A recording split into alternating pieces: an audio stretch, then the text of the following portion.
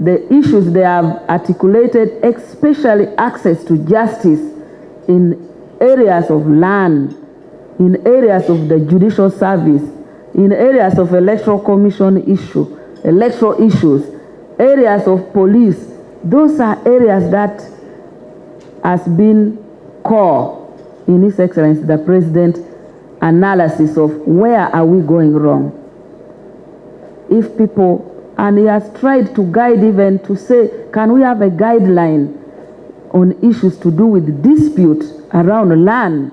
That's why you saw the Minister of Lands coming up with some guidelines related to tenants.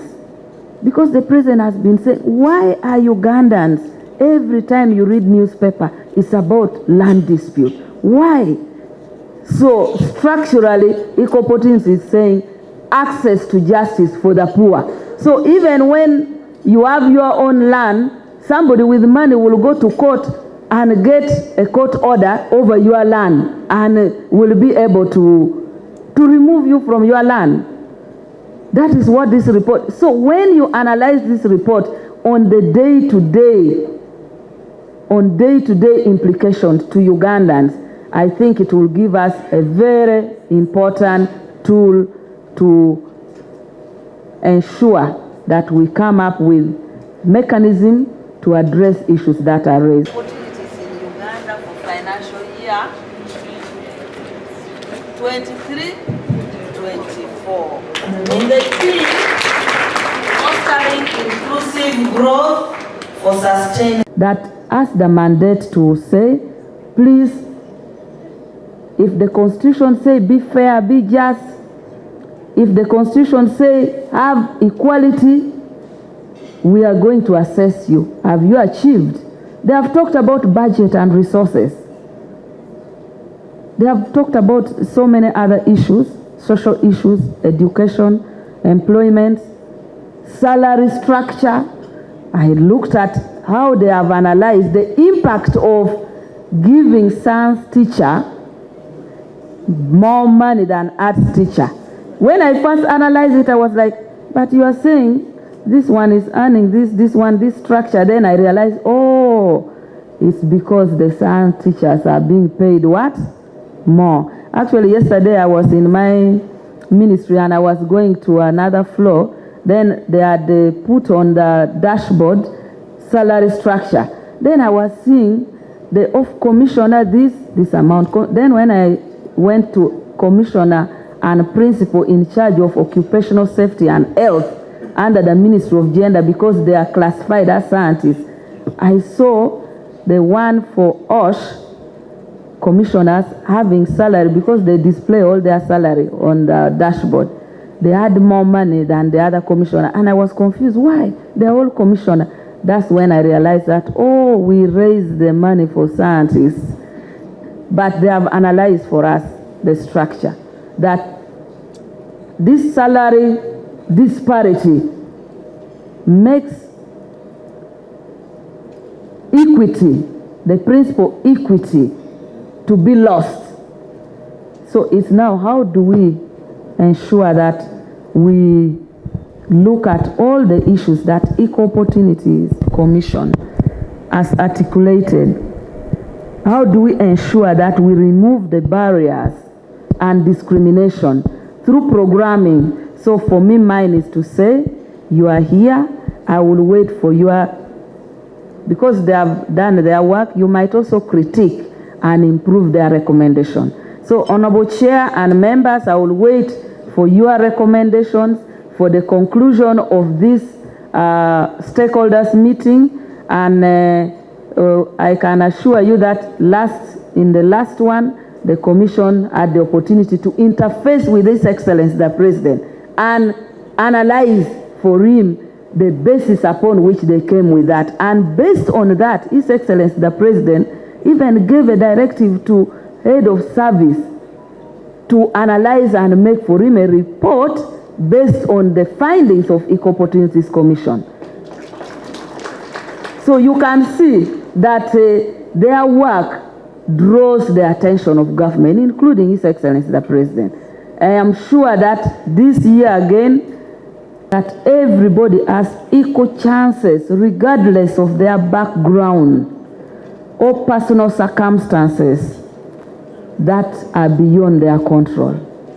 Because if I'm born a woman and they are telling me issues of land will make maybe a woman not have land, when there are disputes, widows have much more difficulties in areas related to land. When I looked at justice, when they analyze the question of justice, they are talking about how it is so difficult to access justice.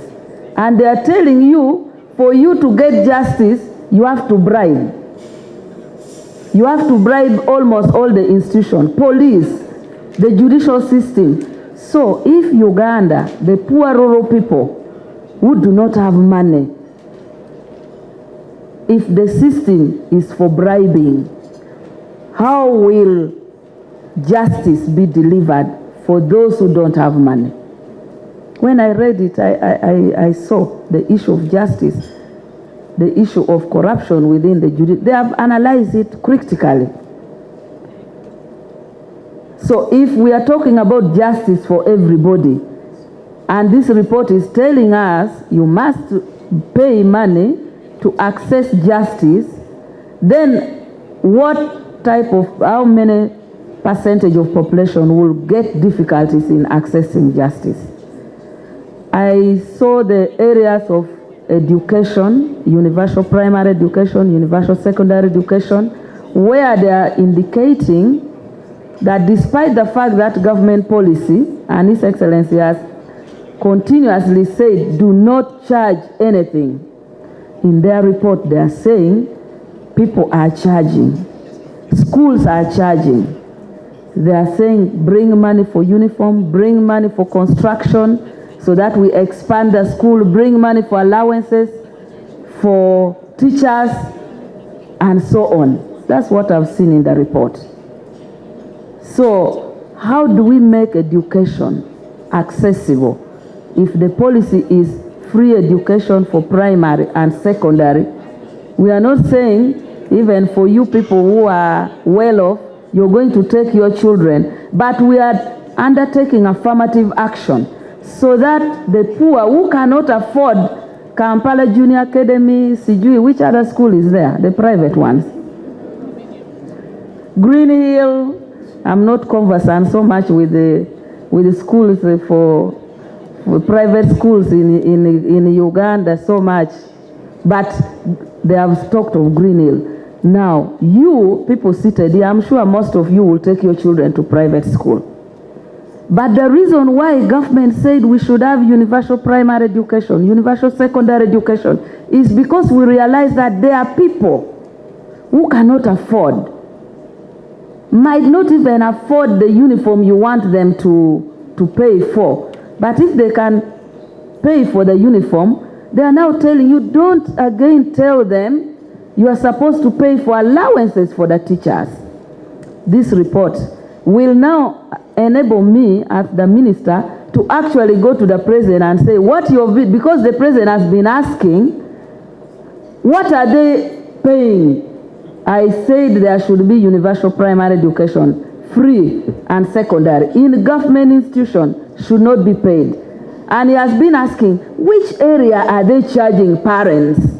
Now, as in this report told us, so it is now easy with evidence from this report to say, Your Excellency, these are the areas where they are charging. So thank you, Equal Opportunities, for making that contribution to help the president to know and to now answer where he has been asking, but what are they charging if it is free?